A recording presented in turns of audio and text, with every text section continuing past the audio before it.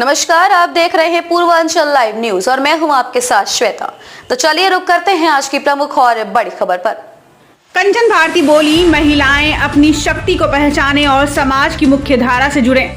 अंतर्राष्ट्रीय महिला दिवस पर सामाजिक संस्था टाई केयर ने कार्यक्रम आयोजित किया। आज के ही दिन गैर बराबरी की लड़ाई को जीता, जैसे काम के घंटे, समान वेतन आदि। आज की महिलाएं बराबरी को ध्यान में रख आसमान की ऊंचाइयां छू रही हैं। ये सारी बातें शनिवार को शाहगंज के रामलीला मैदान में टाई केयर और मित्र मंडली संगठन के संयुक्त तत्वाधान में आयोजित अंतर्राष्ट्रीय महिला दिवस पर कार्यक्रम को संबोधित करते हुए कही।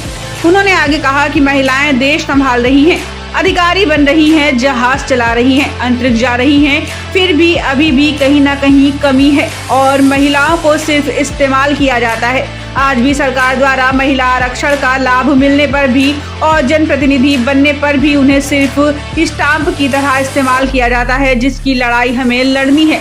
मित्र मंडली की अध्यक्ष किरण ने कहा कि अभी जंग को जीतने के लिए संगठित होने की जरूरत है, तभी समाज में महिलाओं के प्रति दहेज, हिंसा आदि समस्याओं से लड़ा जा सकता है। कार्यक्रम में सुरिस, बुमकहा, पट्टी नरेंद्रपुर, डोमनापुर, भादी, गोल्हागौर, मोहम्मदपुर, रसूलपुर आदि गांवों की सैकड़ों महिलाओं और युवतियों ने सांस्कृतिक नारा, गीत और नुक्कड़ नाटक द्वारा महिला दिवस पर अपनी प्रस्तुति देकर जागरूक करने का प्रयास किया।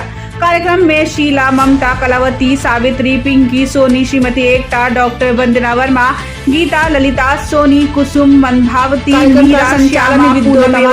राष्ट्रपति चंद्रावती निगम प्रमुख रूप से उपस्थित रही। माना जाता है कि महिलाएं पुरुषों से भी पीछे रहती है, क्या कारण मानती है? आज अंतर्राष्ट्रीय महिला दिवस के अवसर पर मैं बताना चाहूंगी कि ये पुरुष प्रधान देश है।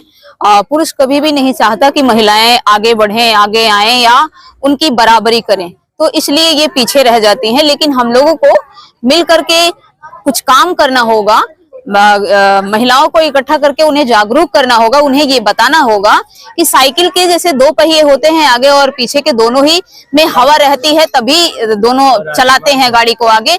इसी तरीके से एक महिला पुरुष दोनों ही साइकिल के पहिए की तरह बराबर हैं और अगर एक नहीं चलेगा तो दूसरा आगे नहीं बढ़ पाएगा, तो दोनों ही बराबर हैं। जिस दिन ये समझदारी सरकार महिला आरक्षण भी दे रही है, फिर भी जो है महिलाओं के अंदर राजनीतिक और शिक्षा के प्रति जागरूकता कम ही दिखाई पड़ता है, क्या वजह हो सकती है? जी, इसकी कई वजह हैं कि अगर कोई महिला आगे बढ़ना चाहती है तो उसके साथ कई तरह की घटनाएं होती हैं, जैसे रेप, बलात्कार हो जाता है उनको पीछे ढकेलने के लिए, या 100 महिलाएं ही तैयार किया जाता है, लड़कियों को तैयार किया जाता है कि उनके ऊपर कीचड़ उछालें या लांछन लगाए, इस तरीके का चीजें करके उनको पीछे किया जाता है।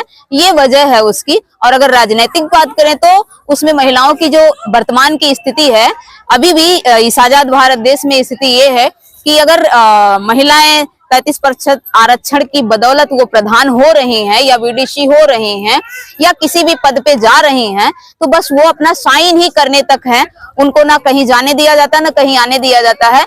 उनका सारा काम उनके पति या उनके बेटे या उनके ससुर करते हैं, वही कहीं मीटिंग में जाते हैं, वही कहीं करते हैं, बस पैसे निकालने के लिए सिग्नेचर होता है उनका। स्थिति ऐसी है राजनीतिक की अगर हम बात करें तो। समाज में बहुत बड़ी क्रांति लाने की जरूरत है, कैसे बराबरी का हक पाएंगी महिलाएं? जी, क्रांति लाने की बहुत विशेष जरूरत है और उसी के लिए हम सभी लोग लगे हुए हैं। मित्र मंडली संगठन बना करके गांव-गांव महिलाओं का छोटा-छोटा समूह बना करके लगातार मीटिंग बैठक उनके साथ चल रही है और जागरूकता लाई जा रही है और उनको पहचानवाया जा रहा है कि ये जो चीजें हैं, ये जो स्थिति है वो गलत है और उसके प्रति आपको आवाज उठानी पड़ेगी।